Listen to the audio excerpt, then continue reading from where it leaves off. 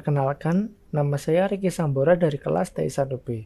Kali ini pada percobaan ke-11 saya akan berbicara tentang active high pass filter ya. Jadi filter aktif ini menggunakan penguat operasional atau op-amp yang seperti kita bahas pada yang pertemuan lalu, yaitu low pass filter menggunakan op-amp. Nah, jadi pada dasarnya ini masih sama. Ini low pass filter, saya akan mengulang kembali, yaitu sebuah filter yang menghambat frekuensi tinggi dan melewatkan frekuensi rendah. Kalau high pass itu dia akan melewatkan frekuensi tinggi dan menghambat frekuensi rendah. Nah, kemudian ada band pass dan band stop ya. Kalau band pass itu dia hanya melewatkan frekuensi tertentu atau wilayah tertentu dari frekuensi. Nah, sedangkan band stop atau stop band filter ya gitu ya. Dia hanya menggantikan wilayah tertentu atau frekuensi tertentu, menghambat frekuensi tertentu saja. Contoh band pass itu ya kayak radio ya. Kalau band stop ya seperti itulah ya, kurang tahu. Nah, ini kurang lebih grafiknya seperti ini. Ini untuk low pass. Jadi dia awalnya itu lurus, kemudian waktu sampai di frekuensi cutoff dia turun, dihambat, dilemahkan ya. Kemudian kalau high pass itu waktu frekuensi rendah itu pelan, kemudian waktu frekuensi tinggi dia akan naik gitu. Nah, kalau band pass itu ya di sini awalnya itu high pass, kemudian ada low pass di akhir, tapi konfigurasinya ya nilainya ya seperti itu. Jadi kalau misalkan frekuensi cutoff untuk high passnya 1 kHz, nah maka frekuensi cutoff untuk low passnya mungkin ya 10 kHz atau di atas 1 kHz ya. Jadi seperti ini. Nah, untuk band stop ini yang pertama adalah low pass, yang kedua adalah high pass seperti itu. Nah, untuk filter sendiri memiliki urutan ya atau tingkatan, itu disebut high order filter atau N order, kayak first order, second order, atau dalam bahasa Indonesia order 1, order 2. Nah, perbedaannya sebagai berikut. Nah, ini untuk first order atau order pertama itu normal ya, keadaan normal atau satu tingkatan filter saja. Jadi di sini ada frekuensi cutoff ya, atau batas frekuensinya. Ya, pada titik frekuensi cutoff ini dia akan turun sebesar 3 dB, min 3 dB tegangan ya, seperti itu, atau sekitar 0,7 volt ya. Kalau 1 0 maka di sini adalah 0,7 volt, itu sudah terjadi penurunan sebesar min 3 dB. Nah, kemudian setelah min 3 dB tersebut akan terjadi penurunan yang konstan, yang besarnya adalah min 20 dB per dekade, atau sama dengan 6 dB per oktav ya, seperti itu. Nah, kalau di tingkat 2, maksudnya kalau kita tumpuk menjadi 2 filter gitu, kita sebut sebagai order 2 atau second order. Nah, dia akan menjadi seperti ini, lebih curam. Redamannya atau tingkat penurunannya sama-sama min 3 dB ya di sini cutoff-nya, tapi waktu penurunan konstannya dia akan 2 kali lipatnya. Ya, karena dia second order maka dia 2 kali lipatnya. Kalau 3 order dia akan 3 kali lipatnya, 4 order maka 4 kali lipatnya, seperti itu. Jadi kita lihat di sini ada 6 dB, kemudian untuk tingkat 2 ada 12, tingkat 3 18, terusnya ya lipatannya. Kalau dalam dekade ya sama, 20, 40, 60 dan 80. Sama ya penyebutannya, 20 dekade dan 6 dB oktav. Nah, ini pada pertemuan lalu kita bahas low pass filter jenis ini. Kemudian ini kita akan bahas yang high pass filter ya. Dibalik, posisinya dibalik antara resistor dan kapasitornya ya. Ini kalau yang induktor kemarin ini induktor di atas, resistor di bawah. Sekarang induktornya di bawah, resistor di atas. Tapi sekarang kita akan pakai yang kapasitor. Nah, kita akan mendekat atau menggunakan fungsi Butterworth. Nah, pendekatan Butterworth ini dia memiliki pass band-nya itu flat dan stop band-nya itu flat juga atau monotonic, artinya dia tidak memiliki ripple. Nah, untuk roll off-nya atau tingkat kemiringannya itu dia cukup ya seperti ini. Kemiringan ini yang saya maksud dia lumayan tapi cukup lambat ya sebenarnya kalau dibandingkan yang lain. Ini contoh ada CPF, ini pas B-nya itu dia ripple, jadi ada gelombangnya gitu, satu atau dua. Kemudian stop B-nya itu normal dan roll off-nya itu bagus, jadi langsung ke bawah gitu cepat. Ini semakin kencang semakin bagus. Nah, ini juga inverse CPF sama, cuma beda di pas band stop band. Kemudian ada elliptic ini paling bagus di roll off-nya ya, dua-duanya ripple tapi untuk pas band stop band. Jadi dia memiliki masing-masing fungsi ya setiap tipe ini. Nah, Bezel ini yang paling berdekatan dengan Butterworth, cuma dia roll off-nya itu jelek, tapi step response-nya bagus seperti itu. Jadi Butterworth itu yang paling ideal atau ya, bukan ideal tapi paling standar, paling tengah, jalur tengah ya. Nah, kemudian ini untuk respon frekuensinya kita lihat ini di tabel ya seperti ini untuk high pass. Oke. Nah, rangkaian yang akan kita pakai adalah seperti ini kurang lebih. Ini merupakan jenis konfigurasi topologi silent key ya, seperti ini. Kita akan menggunakan op-amp IC 741 ya, IC 741 di sini. Rangkaiannya seperti ini dengan C1 0,047 mikro dan sama dengan C2 ya, seperti pertemuan yang lalu masih sama komponennya. R1 R2 juga sama, yaitu 6,8 kilo ohm.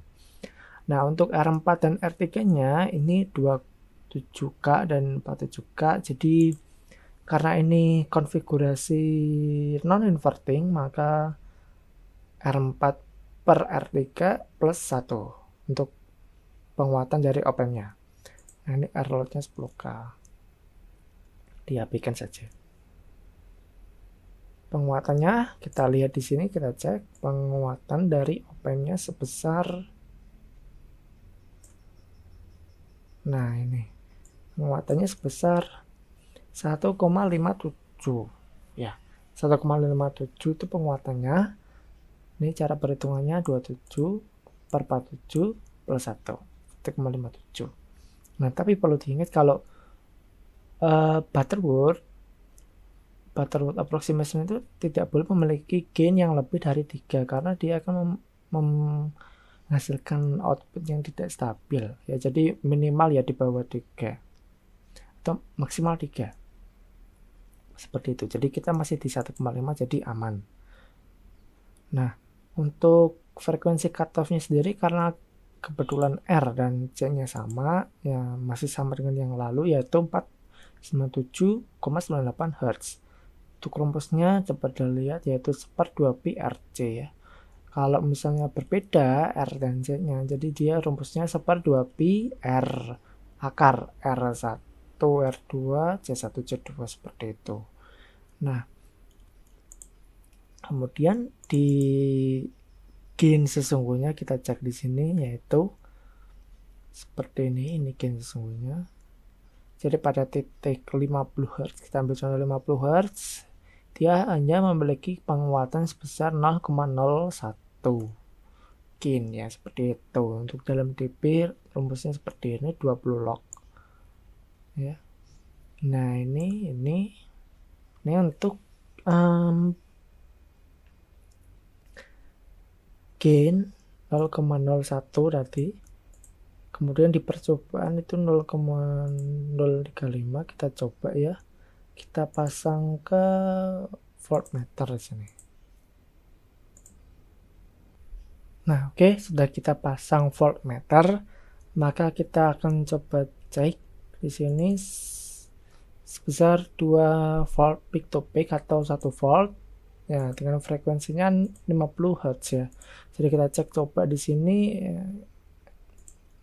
Kita coba ke pindah milivolt ya. Coba pindah milivolt. Oke, kita dapat di sini sekitar 12,2 atau 11 sampai 12 milivolt ya di sini. Ya. Seperti itu. Nah, kita dapat cek di sini. Jadi 12 milivolt atau 0,012 ya kalau di nganu. Untuk RMS ya, ingat itu RMS. Jadi kalau kita ubah ke peak atau Freemark, kita dapat sekitar 0,0117, nah 7 atau ya sekitar 0,017. Nah, kemudian untuk peak to peaknya maka dihasilkan dua kalinya yaitu 0,3. Nah, untuk perhitungannya ternyata sama 0,03. Nah, kemudian kita akan cek kembali untuk frekuensi cutoff ya. Pada frekuensi cutoff untuk kita asumsikan 500, nah mendekati 500.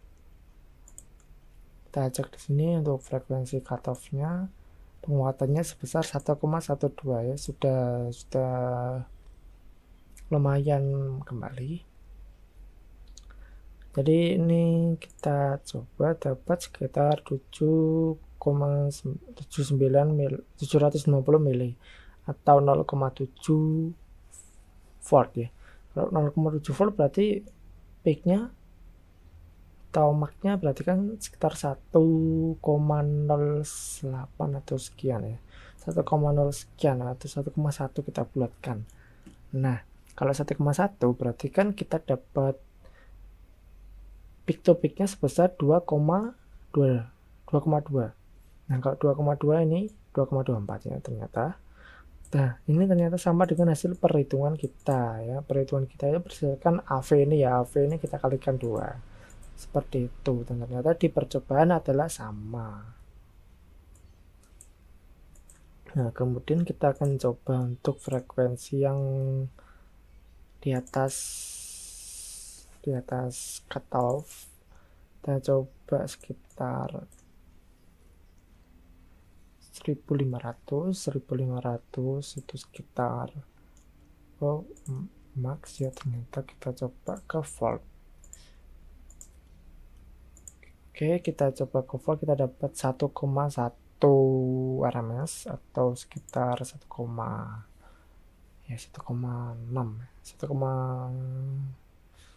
ya, sekitar mendekati 1,6 volt atau di sini kita tertera 1,56 ya. Oke, ya sekitar ya kita anggap saja 1,5 volt untuk Vmax-nya. Kemudian di sini kalau kita kalikan 2 berarti 1,5 dapatnya 3 volt ya. Sesuai ya, 3 volt ini ternyata di sini 3,1 volt atau diperhitungkan kita dapat ini 1,56 dikalikan 2 karena peak to peak ya. Seperti itu. Nah, jadi kan ini kan penguatannya kan utuh 1,56 dan tegangannya itu 1 volt, maka ya tegangannya ya penguatannya ini. Nah, kemudian kita kalikan 2 gitu ya, jadi nggak usah bingung. Kemudian untuk selanjutnya kita cek untuk frekuensi yang tinggi ini sama semua ya, karena sudah di atas threshold jauh ya, jauh. Nanti cutoff-nya di 500, dia mendekati punya 500. Jadi kalau misalnya kita kasih 7K, dia sudah ya max sekitar 1,57 ya. Kalau 1,57 itu berarti RMS-nya ya sekitar 1,1-an ya, 1,11 ya di sini 1,11 RMS ya. Itu kalau diubah ke max jadinya 1,5 sekian. Nah, kalau peak to peak-nya berarti kan 3,14 seperti itu. Oke, dengan percobaan selesai. Kemudian kita akan ke analisis data. Nah, di sini ada respon frekuensi. Respon frekuensinya itu dapat kita lihat ya, di sini di sekitar 500 ya, berarti di sini ini mulai ada penurunan min 3 dB. Min 3 dB ya di sini. Kemudian selanjutnya akan ada penurunan sebesar, karena ini 2 order, second order ya di sini, jadi min 40 per oktav ya di sini. Seperti itu, min 40 per oktav. Respon frekuensinya sama ya, ini saya ambil sumbernya sama. Kemudian ini yang mendekati kita zoom, J.500 ada di sini. Ini mulai terjadi penurunan min 0,3 dB. Seperti itu. Nah, kalau misalnya di outputnya itu ada perubahan tegangan itu ya, gitu kayak misalnya selisih 0,1 mili atau berapa, itu berarti kan ada noise. Noise ini dipengaruhi ya pada op-amp seperti yang pada materi op-amp ya. Ada input offset voltage, input bias current, dan input offset current.